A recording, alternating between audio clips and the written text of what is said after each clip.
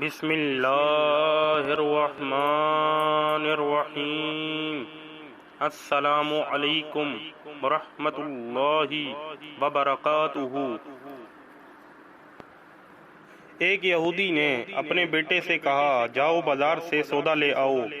وہ چلا گیا، لیکن جب وہ راستے سے گزر رہا تھا تو اس کی نظر حضرت محمد صلی اللہ علیہ وآلہ وسلم پر پڑی، اور آپ صلی اللہ علیہ وسلم کی نظر بھی اس لڑکے پر پڑی۔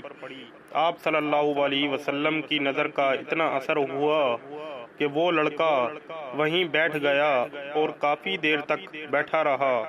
وہ یہودی کبھی اندر جاتا کبھی باہر آتا کہ لڑکا کہاں رہ گیا، آیا نہیں ابھی تک۔ سورج غروب ہو گیا ہے اور مغرب ہونے لگی ہے۔ لڑکا شام کو گھر آیا تو باپ نے پوچھا، ارے نادان، اتنی تاخیر کیوں ہوئی؟ باپ بہت غصے میں تھا کہ بڑا نادان اور پاگل بچہ ہے، میں نے کہا تھا جلدی آنا اور اس نے اتنی دیر لگا دی۔ تمہیں سودا لینے بھیجا تھا، تم خالی ہاتھ واپس آ گئے ہو۔ سودا کہاں ہے؟ سودا کہاں ہے؟ بیٹا بولا، سودا تو میں خرید چکا ہوں۔ باپ، کیا پاگل آدمی ہو تم؟ میں نے تجھے سودا لینے بھیجا تھا، سودا تمہارے پاس نہیں ہے اور کہتے ہو خرید چکا ہوں۔ بیٹا بولا، بابا یقین کریں، سودا خرید آیا ہوں۔ بابا بولا، تو دکھاؤ کہاں ہے؟ بیٹے نے کہا، کاش تیرے پاس وہ آنکھ ہوتی تو تجھے دکھاتا میرا سودا کیا ہے۔ بابا، میں تمہیں کیا بتاؤں، میں کیا سودا خرید لایا ہوں۔ باپ نے کہا، چل چھوڑ، رہنے دے۔ وہ لڑکا روزانہ نبی رحمت صلی اللہ علیہ وسلم کی خدمت میں بیٹھنے لگا۔ وہ یہودی کا اکلوتا بیٹا تھا، بہت پیارا تھا، اس لیے کچھ نہ کہا۔ کچھ دنوں بعد وہ لڑکا بیمار ہو گیا، کافی دن بیمار رہا، اتنا بیمار ہوا کہ کمزوری کی وجہ سے کروٹ لینا بھی مشکل ہو گیا اور پھر قریب المرگ ہو گیا۔ یہودی بہت پریشان تھا، وہ بھاگا ہوا آیا اور حضور صلی اللہ علیہ وآلہ وسلم کی خدمت میں حاضر ہوا اور بولا، میں آپ کے پاس آیا ہوں، آپ تو جانتے ہیں کہ میں یہودی ہوں، مجھے آپ صلی اللہ علیہ وسلم سے کوئی اتفاق نہیں ہے، مگر میرا بیٹا آپ صلی اللہ علیہ وسلم کو دل دے بیٹھا ہے اور اس وقت قریب المرگ ہے، آپ صلی اللہ علیہ وسلم کو رات دن یاد کر رہا ہے۔ کیا ممکن ہے آپ صلی اللہ علیہ وآلہ وسلم اپنے اس دشمن کے گھر آ کر اپنے عاشق کو ایک نظر دیکھنا پسند کریں گے؟ کیا یہ آرزو پوری ہو جائے گی کہ وہ مرنے سے پہلے آپ صلی اللہ علیہ وسلم کا دیدار کر لے؟ وہ کسی اور چیز کی آرزو نہیں کر رہا۔ آپ صلی اللہ علیہ وسلم نے اپنے اصحاب سے فرمایا کہ تم لوگ بھی ساتھ چلو اور جا کر اپنے عاشق کا دیدار کرتے ہیں اور اسے بھی اپنا دیدار کراتے ہیں۔ آخری لمحہ ہے، آنکھیں بند ہونے سے پہلے ہم اسے کچھ دینا چاہتے ہیں، چلو چلتے ہیں۔ یہودی کے گھر پہنچے تو لڑکے کی آنکھیں بند تھیں۔ حضور صلی اللہ علیہ وسلم کا سراپا کرم ہی کرم ہے۔ لڑکے کی پیشانی پر اپنا دست مبارک رکھا، لڑکے کی آنکھیں کھل گئیں، جیسے زندگی لوٹ آئی ہو، جسم میں طاقت آ گئی، ناتوانی میں جوانی آئی، آنکھیں کھولیں، رخ مصطفیٰ صلی اللہ علیہ وسلم پر نظر پڑی، ہلکی سی چہرے پر مسکراہٹ آئی، لب کھل گئے، مسکراہٹ پھیل گئی۔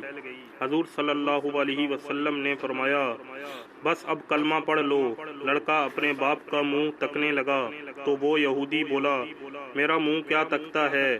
ابو القاسم محمد ابن عبداللہ صلی اللہ علیہ وسلم جو کہتے ہیں کر لو۔ لڑکا بولا، یا رسول اللہ صلی اللہ علیہ وسلم، میرے پاس تو کچھ بھی نہیں۔ آپ صلی اللہ علیہ وسلم نے فرمایا، بس تم کلمہ پڑھ لو، میں جانوں اور جنت جانے، تم میرے ہو، جاؤ جنت بھی تو میری ہے، جنت میں لے جانا میرا کام ہے۔ لڑکے نے کلمہ پڑھا، جب اس کے منہ سے نکلا محمد الرسول اللہ، روح پرواز ہو گئی، کلمے کا نور اندر چلا گیا، آنکھیں بند ہو گئیں، لب خاموش ہو گئے۔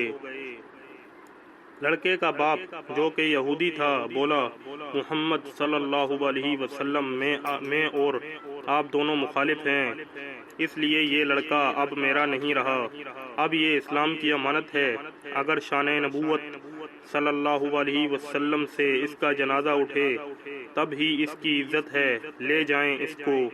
پھر آپ صلی اللہ علیہ وسلم نے اپنے اصحاب سے فرمایا، سب مل کر اسے اٹھاؤ اور اس کے جنازے کو کندھا دو۔ آپ صلی اللہ علیہ وسلم جب یہودی کے گھر سے نکلے تو یہ فرماتے جا رہے تھے، اس اللہ کا شکر ہے جس نے میرے صدقے سے اس بندے کو بخش دیا، اس اللہ کا شکر ہے جس نے میرے صدقے سے اس بندے کو بخش دیا۔ اللہ اکبر، کیا مقام ہوگا اس عاشق کی میت کا جس کو اصحاب رسول صلی اللہ علیہ وسلم جیسی عظیم ہستیاں کندھا دے رہی ہوں اور آگے آگے محمد مصطفیٰ صلی اللہ علیہ وسلم خود ہوں۔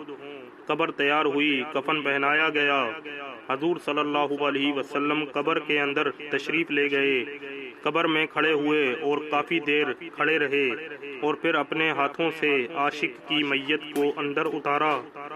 آپ صلی اللہ علیہ وسلم قبر کے اندر پنجوں کے بل چل رہے تھے، مکمل پاؤں مبارک نہیں رکھ رہے تھے۔ کافی دیر کے بعد آپ صلی اللہ علیہ وسلم قبر سے باہر آئے تو چہرے پر تھوڑی زردی چھائی تھی، تھکن محسوس ہوئی۔ صحابہ پوچھتے ہیں، یا رسول اللہ صلی اللہ علیہ وسلم یہ کیا ماجرا ہے؟ پہلے تو یہ بتائیے آپ صلی اللہ علیہ وسلم نے قبر میں پاؤں مبارک مکمل کیوں نہیں رکھا؟ تو آپ صلی اللہ علیہ وسلم پنجوں کے بل کیوں چلتے رہے؟ تو کریم آقا صلی اللہ علیہ وسلم نے فرمایا، قبر کے اندر بے پناہ فرشتے آئے ہوئے تھے، اس لیے مجھے جہاں جگہ ملتی تھی میں پنجہ ہی رکھتا تھا، پاؤں رکھنے کی جگہ نہیں تھی، میں نہیں چاہتا تھا کسی فرشتے کے پاؤں پر میرا پاؤں آ جائے۔ پھر صحابہ نے پوچھا، آپ صلی اللہ علیہ وسلم قبر کے اندر کیوں گئے؟ ہم چلے جاتے تو آپ صلی اللہ علیہ وسلم نے فرمایا کہ میں نے اس لڑکے سے کہا تھا تیری قبر کو جنت بناؤں گا، تو اب اسی قبر کو جنت بنانے قبر کے اندر چلا گیا تھا۔ تو پھر حضور صلی اللہ علیہ وسلم اتنے تھکے ہوئے کیوں ہیں؟ فرمایا، تھکا اس لیے ہوں کہ فرشتے اور حوریں اس عاشق کے دیدار کے لیے آ رہے تھے اور میرے وجود سے لگ کر گزر رہے تھے، ان کی وجہ سے تھک گیا ہوں۔ سبحان اللہ۔ سنن ابی داؤد جلد 3 صفحہ 185 حدیث 3095۔ مسند احمد بن حنبل جلد 3 صفحہ 175 حدیث 12815۔ دوستوں، امید کرتا ہوں کہ آپ کو ہماری یہ ویڈیو پسند آئی ہوگی۔ اگر آپ کو ہماری یہ ویڈیو پسند آئی ہے تو ہم آپ سے گزارش کرتے ہیں کہ ہمارے اس channel Laiba Islamic TV کو سبسکرائب کر کے بیل آئیکن کے بٹن کو پریس کر دیں اور اس ویڈیو کو لائک کر کے صدقہ جاریہ کی نیت سے زیادہ لوگوں کے ساتھ شیئر کر دیں۔ اللہ حافظ۔